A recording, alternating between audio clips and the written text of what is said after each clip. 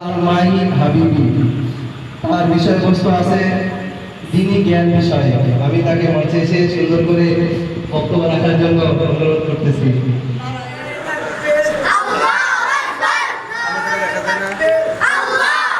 আসসালামু আলাইকুম ওয়া রাহমাতুল্লাহি ওয়া বারাকাতুহু।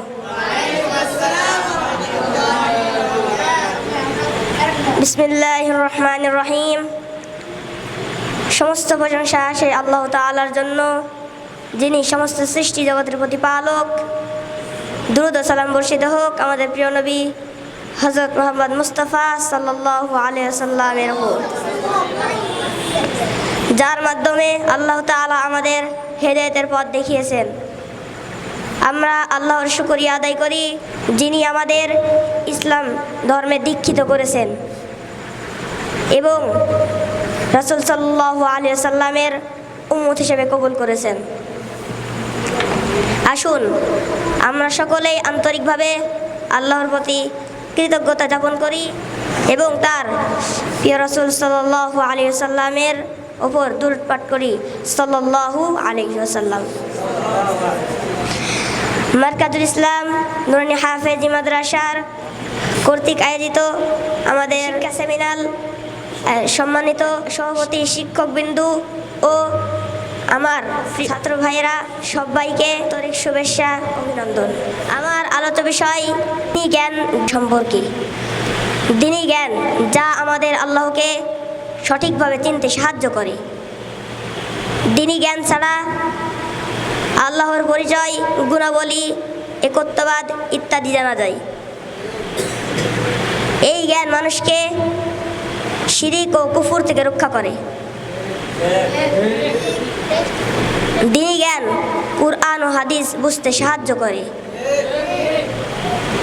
দ্বীনি জ্ঞান মানুষকে বিনয়ী করে। হাদিস আছে, যে ব্যক্তি ইলমের পথে বের হয় আল্লাহ তাআলা তার জন্য জান্নাতের পথ সহজ করে দেন। মুসলিম শরীফ হাদিস আছে, ইলম শিক্ষা করা প্রত্যেক মুসলিম নারী ও পুরুষের উপর ফরজ। মোট কথা, দ্বীনি জ্ঞান অন্তরকে আলোকিত করে, আমলকে সহি করে, আখিরাতে সফলতা এনে দেয়, সমাজে শান্তি ও ন্যায়ের পরিবেশ গড়ে তোলে। সর্বশেষে আপনাদের ছোট্ট একটি ঘটনা শোনাই। ঘটনার নামটি হলো ইলমের মর্যাদা সম্পর্কে এক গরিব ছাত্রর ঘটনা। একবার এক গরিব বালক কুফা, বর্তমান ইরাক, বিখ্যাত আলেম ইমাম আবু হানিফা রাহমাতুল্লাহি আলাইহির দরসে আসতো। সে খুব গরিব ছিল, ঠিকমতো খাবার কাপড় পর্যন্ত ছিল না, কিন্তু তার মন ছিল জ্ঞান অর্জনের প্রতি আগ্রহে পূর্ণ।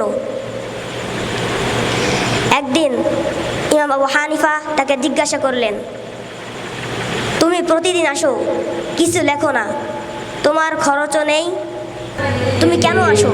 সে মাথা নিচু করে বলল, হুজুর, আমি গরিব, কাগজ কলম কেনার সামর্থ্য নেই, কিন্তু আপনার মুখ থেকে যেই জ্ঞান বের হয় তা আমার অন্তরে জমা করি।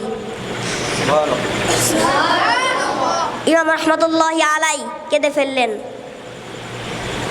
তারপর তিনি সেই ছাত্রর দায়িত্ব নিলেন, খাবার, জামা কাপড় ও লেখার সামগ্রী সব নিজে দিলেন। কয়েক বছর পর সেই ছাত্র একজন বড় আলেম হয়ে উঠলেন। কিছুদিন পর থেকে মানুষ তার কাছে থেকে ইলম লাভ করতে লাগলো। অন্তর দিয়ে শিখলে আল্লাহ দরজা খুলে দেয়। আপনারা সবাই আমার জন্য দোয়া করবেন, সামনেবার যেন আমি আরও ভালোভাবে আপনাদের সামনে বক্তৃতা পেশ করতে পারি। আসসালামু আলাইকুম ওয়া রাহমাতুল্লাহি ওয়া বারাকাতুহু। আল্লাহ তাআলা আমাদের উক্ত বিষয় থেকে জীবন গঠনের তৌফিক দান করুন, আমিন। আমি এখান থেকে শিক্ষা নিয়ে কিছু বলতে চাই। দ্বীনি জ্ঞান অর্জনে গরিব, কষ্ট, বাধা কোনো কিছুই বাধা নয়। দ্বিতীয় বিষয়, একজন আলেম বা শিক্ষকের দায়িত্ব হলো শিক্ষার্থীদের সাহস দেওয়া, তৃতীয় বিষয়, অন্তর দিয়ে শিখলে আল্লাহ তাআলা দরজা খুলে দেবে। দ্বিতীয় বিষয়টা আমাদের খুবই গুরুত্বপূর্ণ। উস্তাদেরা যদি সহযোগিতা করে, ভালো পরামর্শ দেয়, একটা মেধাহীন, মেধা দুর্বল, একজন গরিব ছাত্র, একজন এতিম ছাত্র সবাই এক পর্যায়ে যেতে পারে। এই জন্য আমরা সবাই এগুলো খেয়াল রাখবো ইনশাআল্লাহ।